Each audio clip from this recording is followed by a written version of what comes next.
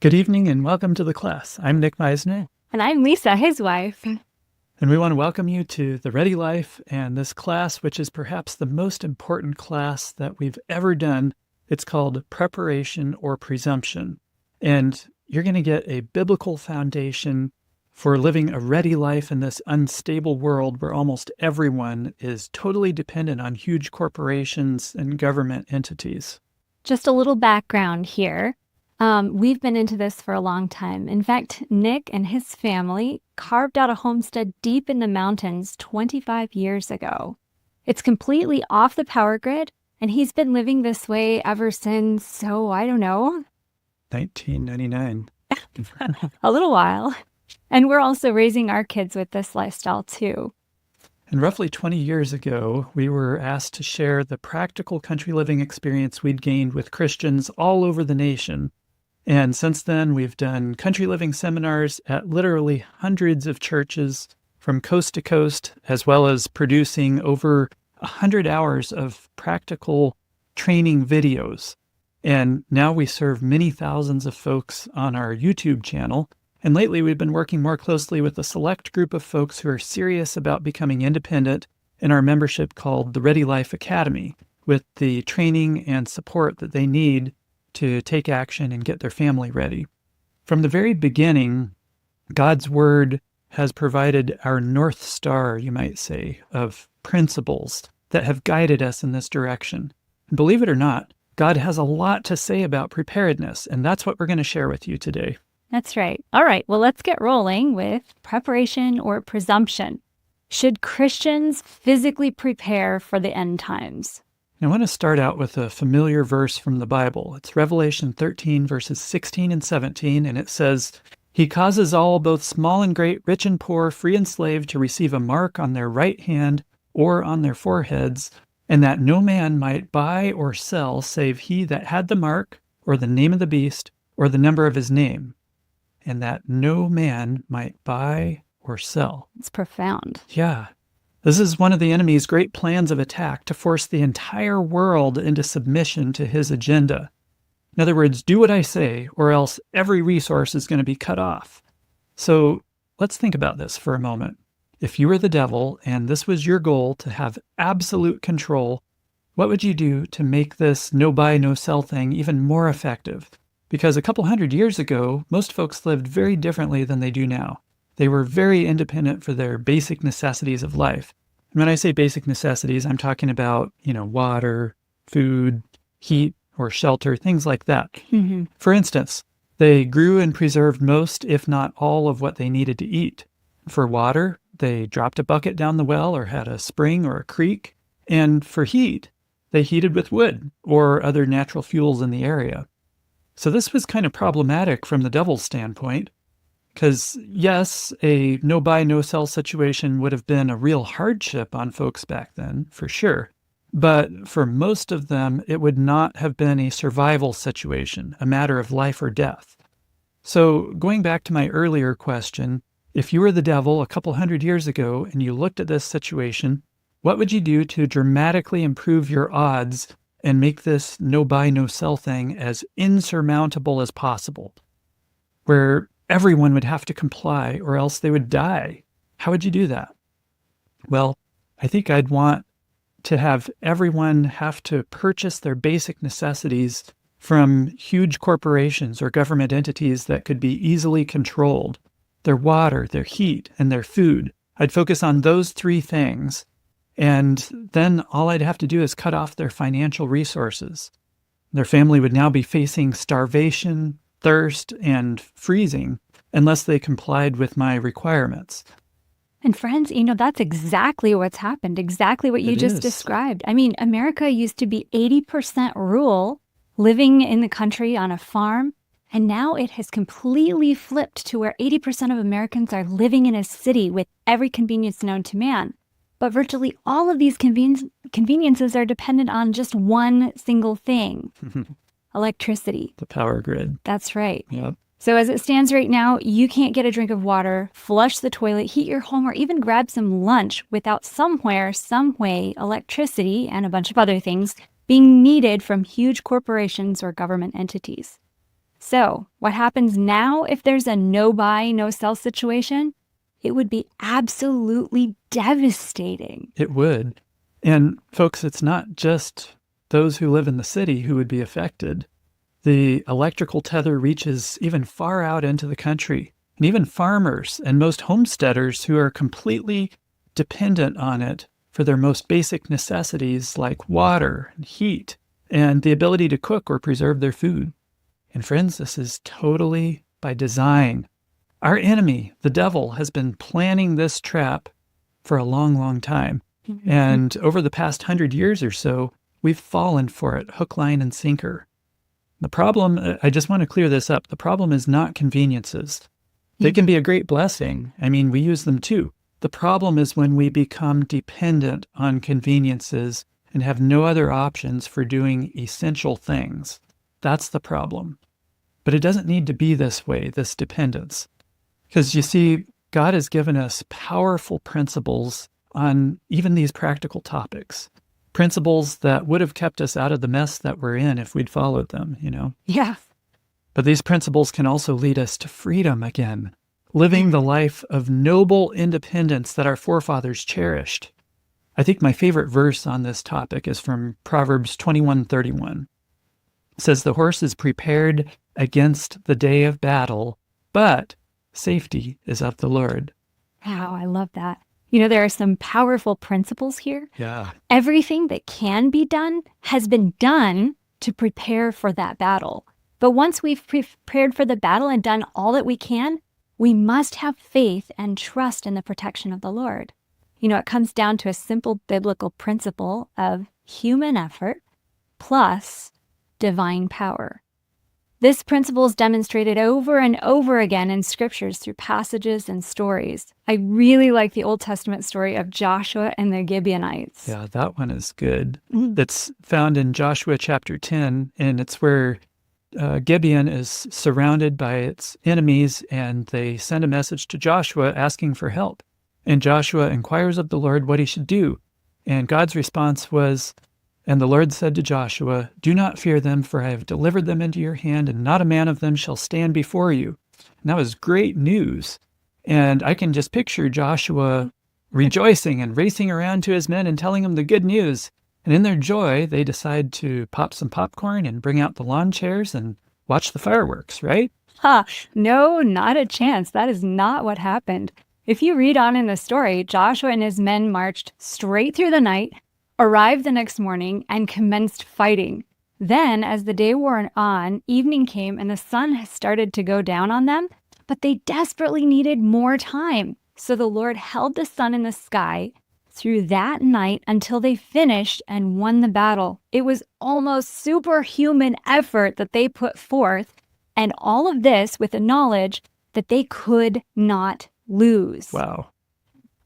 I love how this author puts it so succinctly. It says, Joshua had received the promise that God would surely overthrow these enemies of Israel, yet he put forth as earnest effort as though success depended upon the armies of Israel alone. He did all that human energy could do, and then he cried in faith for divine aid. And then we find this punchline: the secret of success is the union of divine power with human effort. I love that. It also makes me think of a story from Paul when he was a prisoner on that ship that met with a horrible storm. It was during the time of year when terrible cyclones would blow through, and here they were throwing cargo overboard, trying to make it through this terrible storm, when Paul receives a message from the Lord, and he told everyone on board all about this message. He said, "And I urge you to take heart, for there will be no loss of life among you, but only of the ship. For there stood by me this night an angel of the God to whom I belong and whom I serve, saying, 'Do not be afraid, Paul. God has granted you all those who sail with you. Not a hair will fall from the head of any of you.'" This was awesome news. I can just picture the folks on the ship rejoicing, and someone says, "Hey, this is awesome. I think I'm going to go downstairs and finish reading my book." No. That's not what happened. In fact, they lightened the ship numerous times. They worked hard to steer it toward an island. They skipped meals while they worked. And then, as the ship started falling apart, they swam with all their might toward the shore. Listen to this commentary. It says, passengers and crews, roused from their apathy and put forth all possible exertion to save their lives, there was much yet to be done. Every effort within their power must be put forth to avert destruction. And notice this, for God helps those only who help themselves. Wow, that is powerful. It almost like you want to say it again. For God helps those only who help themselves. That's right. So these stories are just illustrations of the great principle of combining our feeble but necessary human effort with God's unlimited power. And the Bible boils this principle down to something that we call faith and works. What does it profit, my brethren, if someone says he has faith but has not works? Can faith save him? Thus also faith by itself, if it does not have works, is dead. Show me your faith without your works, and I will show you my faith. How? By my works. But it's also important to note that this storm that's coming is far bigger than any of us. And no amount of preparation on our part would be sufficient to see us through these end times that are coming. Yeah, that's true. So after we've done our part, the part that God has told us to do, and we reach the end of our rope, we don't have to fear, because God has promised to provide for us when we are unable to provide for ourselves. So here's some promises that we can claim. For in the time of trouble, he shall hide me in his pavilion. In the secret place of his tabernacle, he shall hide me. He shall set me high upon a rock, and he shall dwell on high. His place of defense will be the fortress of rocks. Bread will be given him. His water will be sure. So there's no room for fear in the Christian's heart. We simply need to understand that what our part is to do, and then to do it to the best of our ability, and trust God to take care of the rest. But if we claim God's promises of protection without doing the part that he's given us to do, that is what we call presumption. So what we're talking about here is preparation, not presumption. And I think it's worth bearing to actually say what this means. Preparation is claiming God's promises and taking action, whereas presumption also claims God's promises but twists them into an excuse for doing nothing. Wow. Okay, that's that. Preparation claims God's promises and takes action, but presumption also claims God's promises and twists them into an excuse for doing nothing. Yeah. Write that down. Yeah. That's really good. Okay, so now we understand that we do have a part to play. So some well-meaning Christians see the storm coming, and they start prepping with bottled water, canned food, a generator, some gas, whatever. And they think they're ready. I mean, bring it on, right? Oh, dear. But they're about as ready as this poor guy with his little umbrella and a tornado coming straight for him. This is how effective disaster preparedness is when compared with the storm that's coming. And I'm not downing disaster preparedness. It's a good first step. It's a good thing, but it is simply not anywhere near adequate for what's coming, for what we're talking about here. Mm-hmm. But God has a plan that's way more effective.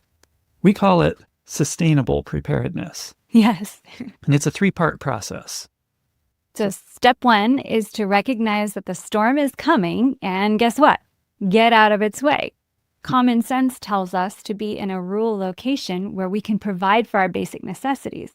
It's kind of like when you're on a beach and you hear a tsunami warning. What do? You get out of there. You get out of its way. Yep. Step 2 is you're going to go beyond just changing your zip code, and you're going to change your lifestyle. Stop depending on huge corporations to prepare for you. God gave you the responsibility to provide for your family. So take that seriously. Okay, and step 3 is my favorite. It is to prepare to share. This isn't just about me and mine. If you want to help others, we have to be ready, because you can't give what you don't have. That's right. So let's drill down into each of these for a moment. So step 1, the storm is coming. Get out of its way. So God knows where judgments are going to be most heavily poured out. And it's interesting to note where Jesus told his disciples to go in the difficult times that they were facing. And as he sat upon the Mount of Olives, the disciples came unto him privately, saying, Tell us, when shall these things be, and what shall be the sign of thy coming and of the end of the world? Then he goes on and details a number of things, talking about the destruction of Jerusalem and the end of time. And then as he gets toward the end of that description, he says, Then let them which be in Judea go where? Flee to the mountains. Yeah. Very interesting. So there are safer places to be in times of trouble. Another favorite verse of ours. That's right. A prudent man foreseeth the evil and hideth himself, but the simple press on and are punished. That's Proverbs 22, verse 3. But when you think back to the the story of God's people in the Old Testament, really, this has been God's plan for a long, long time. Here's a fascinating commentary on life in Bible times. It says, in God's plan for Israel, every family had a home on the land with sufficient ground for tilling. Thus were provided both the means and the incentive for a useful, industrious, and self-supporting life, and no devising of men has ever improved upon that plan. To the world's departure from it is owing, to a large degree, the poverty and wretchedness that exists today. You know, we've been reading through the Bible together, and we came across this really fascinating verse about when the land of Canaan was divided up among the tribes. Listen to this. It says, Unto these the land shall be divided for inheritance according to the number of names. And in one of my Bibles, it has a little translator's note for this verse that says, Thus each man's portion would be 15 acres. Now, isn't that awesome? I realize that translators' notes are not necessarily inspired, but I found that really interesting since even now, 15 acres would be a really nice size of land for having space to produce your own needs. That's right. But even in normal times, country living is a really good idea. Woe to those who join house to house. They add field to field till there is no place where they may dwell alone in the midst of the land. Interesting. So let's take a look at step 2 in our process of sustainable preparedness. Step 2 is to go beyond just changing your zip code and to start living an independent lifestyle, right? That's right. Yeah. So does the Bible have anything to say about this? Absolutely. God has given clear instructions on our role in providing for our families. There is so much in the scripture on this. What is our part to play in this operation of providing for our family's needs? First, Proverbs 6, verse 6 through 8 says, Go to the ant, thou sluggard, consider her ways and be wise, which having no guide, overseer, or ruler, provideth her meat in the summer and gathereth her food in the harvest. So what is she gathering for? It's to get her through the winter until more food becomes available. That's right. And another similar verse, the ants are a people not strong, yet they prepare their meat in the summer, or their food in the summer. Once again, what is she gathering for? To get her through the winter until more food becomes available. Here's another one. Prepare thy work without, and make it fit for thyself in the field, and afterwards build thine house. So when you're searching for land, looking for the proper soil, water, and layout for agriculture is even more important than building your house or where the house is located. You can build or rebuild a house, but it's a lot harder to change the characteristics of the land that you are living on. So true. And moreover, the profit of the earth is for all. The king himself is served by the field. So it doesn't matter how high and mighty you are, you still have to eat. And then we come to one of the strongest warnings that you're going to find in the Bible. And it's directed at folks who don't provide for their family's needs. This is from the Apostle Paul. But if anyone does not provide for his own, and especially for those of his household, he has denied the faith and is worse than an unbeliever. Wow. That's heavy. There's coming a time, friends, when simply bringing home a paycheck to pay the power bill and the water bill and the grocery store will not be providing for those of your household. So sometimes it helps to step back in time and see what life was like not very long ago. What was the normal practice regarding food back then? I like collecting books from the 1800s, and here's just one quote to demonstrate how they dealt with food. It says, "Each year, we put up not less than 600 or 800 quarts of canned fruit. We have peaches, apricots, nectarines, grapes, plums, and tomatoes canned." And that was just the fruit that they were talking about. Yes. So this was their standard operating procedure. I recall talking to a fellow that lived through the Great Depression, and he told me that his family were poor farmers, and if they didn't put up at least 1,000 quarts of food each summer, they were not going to survive the next winter. That was just the way life was. And that's the way it has been up until the last 150 years or so. Something has changed, but has something changed in God's word that's given us permission to start totally depending on big agribusiness for our existence? No. I really appreciate this warning taken from the little book, Country Living. I love that little book. Here it says, Christians should take their families away from the cities into the country where they can raise their own provisions, for in the future, the problem of buying and selling will be a very serious one. Do you see it there? There it is. Buying and selling. Back to Revelation. Back That's to that right. first verse that we read. That's exactly right. And what we're supposed to do? Take our families into the country where we can raise our own provisions. This food issue is going to become even more and more serious as time goes on. Mm-hmm. And friends, God has warned us of what's coming, and he's told us how to prepare. And this principle that we've been looking at regarding food, this principle applies to other necessities of life also. Here's Jeremiah in the book of Lamentations, just weeping his heart out because of the disaster that's come upon his people. And here's what he says, "Remember, O Lord, what has come upon us. Consider and behold our reproach. Our inheritance is turned to strangers, our houses to aliens. We are orphans and fatherless. Our mothers are as widows." Now notice this. "We have drunken our water for money. Our wood is sold unto us. We have given the hand to the Egyptians and to the Assyrians to be satisfied with bread." Do you see the basic necessities of life there? Yeah. It's talking about water, heat, and food. And friends, he's not weeping here because they were just going to have to pay more money or something like that. He's weeping because his people were now dependent upon their enemies for basic necessities of life. And a thought hits me. How many of us are drinking our water for money? How many of us is our wood, our heat, sold unto us?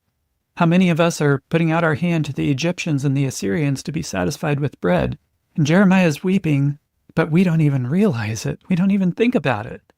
Yeah. So clearly, we have work to do regarding our basic necessities, don't we? Yes, for sure. But God's plan involves much more than just taking care of me and mine. We have a mission, a purpose to fulfill here in this world. And that is a sacred responsibility. So the third step is to prepare to share. When you implement God's plan, you are now in a position to help those around you during difficult times and be a part of the solution rather than part of the problem. During the Great Depression, there were long soup lines. But have you ever stopped to think about who was serving the soup? Someone had to have food from somewhere, and someone had to have enough food that they could share with all those standing in the soup lines. How can you help someone with a bowl of soup if you're standing in that soup line yourself? Yeah. I know you can and will be the one serving the soup. So friends, we have another ark to build. That's right. This was faith in action. Noah didn't just preach to the people. He physically built that huge boat. And remember, Noah didn't build a canoe, did he? No, he built a huge ark. It was a big boat with room for plenty of people and animals and food and supplies, all of this. And God is calling us to build an ark too, so that we can not only perform the sacred duty of providing for our family, but also so we can help others who didn't have the opportunities that we've had. And all this is demonstrating our faith in God, that he knows what's coming and that he knows what is best for us even now, and that we believe him and we're willing to step out in faith and prepare for things unseen as yet. I think of this verse, but as the days of Noah were, so also shall the coming of the Son of Man be. And this, one of my favorite verses, by faith Noah, being warned of God of things not seen as yet, what did he do? He moved with fear, prepared an ark to the saving of his house, by the which he condemned the world and became heir of the righteousness which is by faith. So all this is demonstrating our faith in God, that he knows what's coming, he knows what's best for us even now, and that we believe him. We're willing to step out in faith and prepare for things unseen as yet, like Noah did. So have you been inspired that you have another ark to build, friends? I know we have, and this is what has motivated us on our journey toward independence. But the journey of 1,000 miles begins how?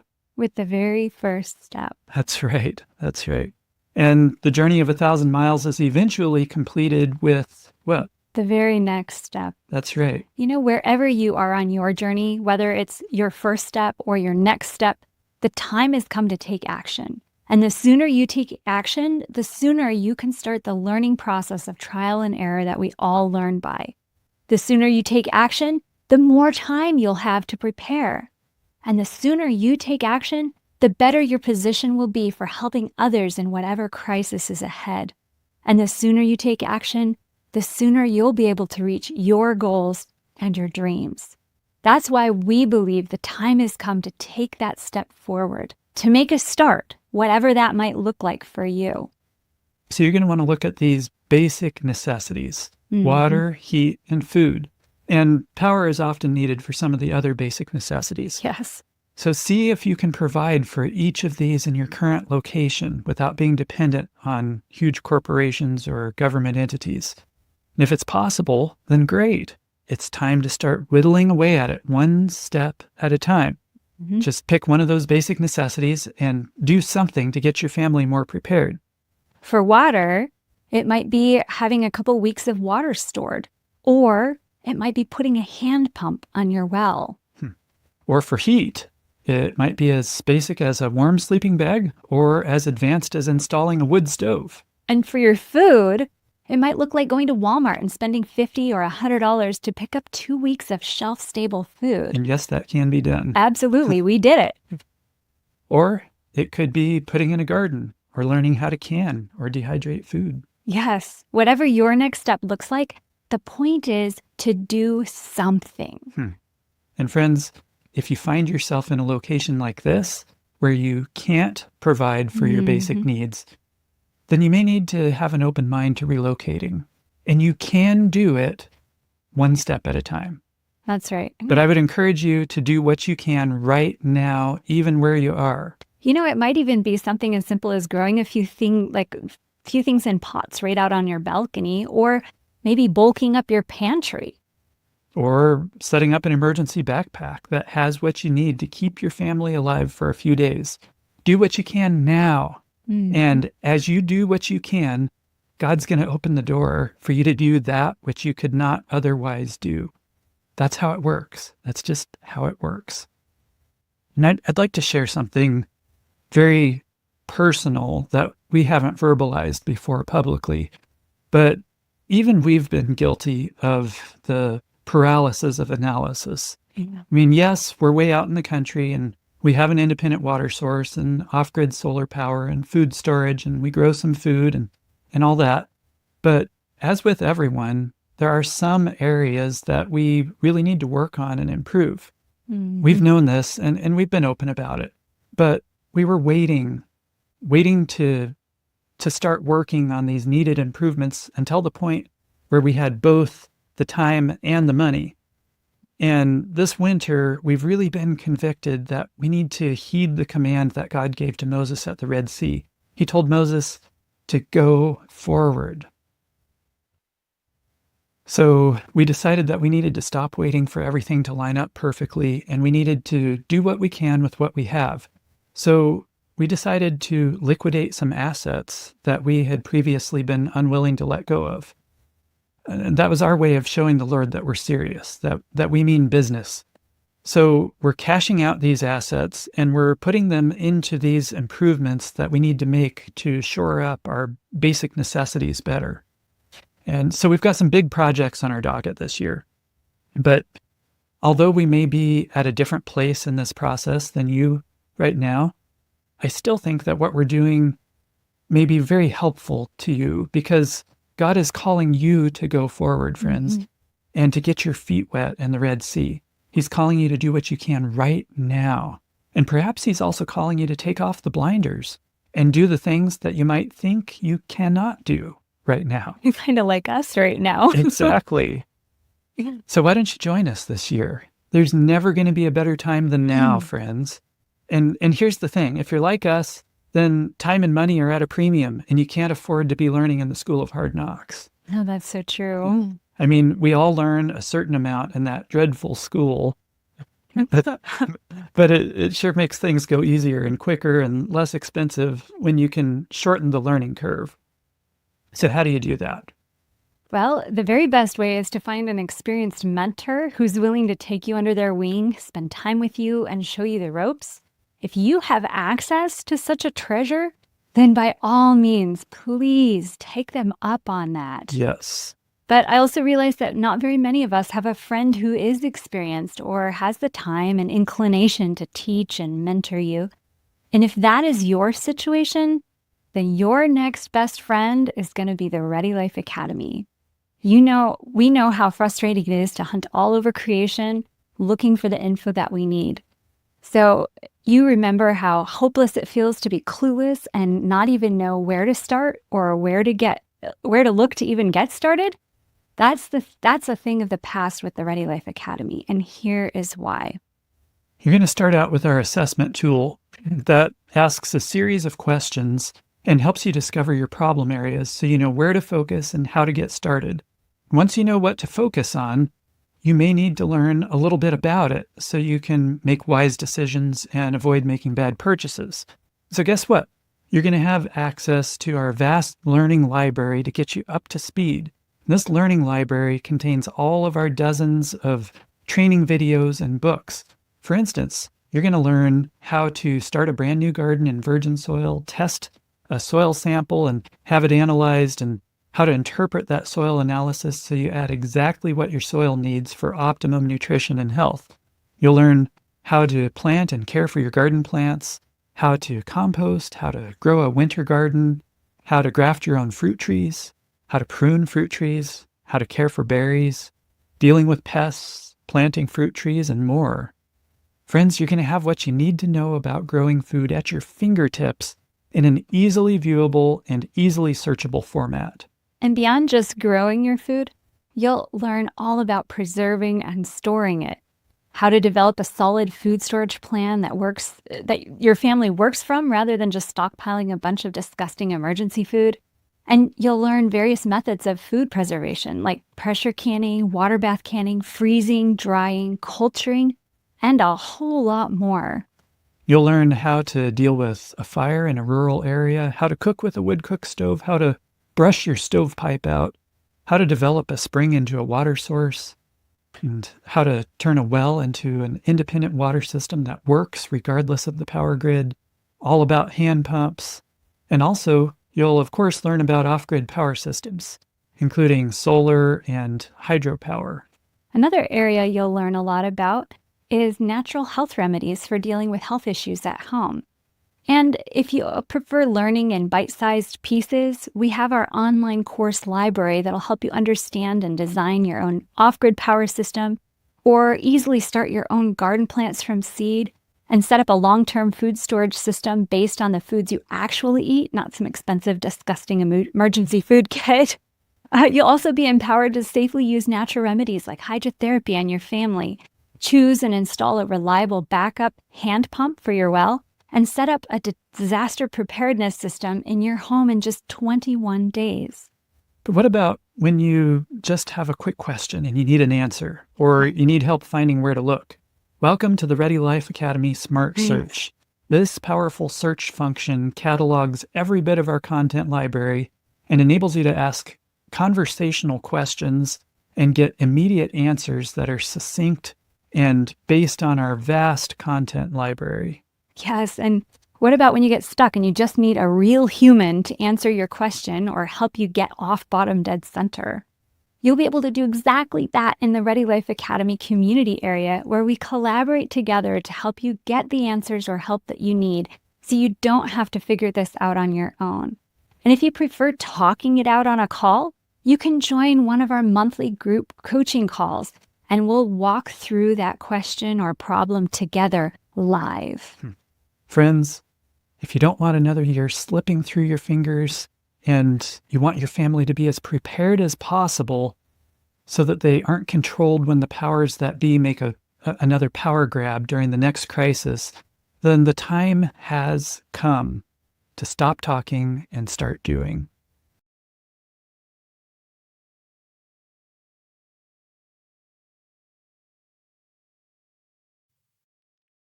To be aware of new videos like this one, be sure to subscribe to the Preparing for the Time of Trouble channel.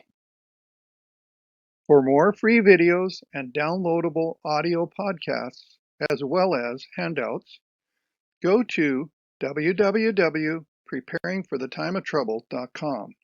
Topic categories include recordings of live seminar presentations, country living, sustainable gardening, homestead remedies, how to be self-sufficient when the grid goes down, wild edible and medicinal plants, hydrotherapy, and end-time Bible prophecies. To take advantage of these free resources, go to preparingforthetimeoftrouble.com.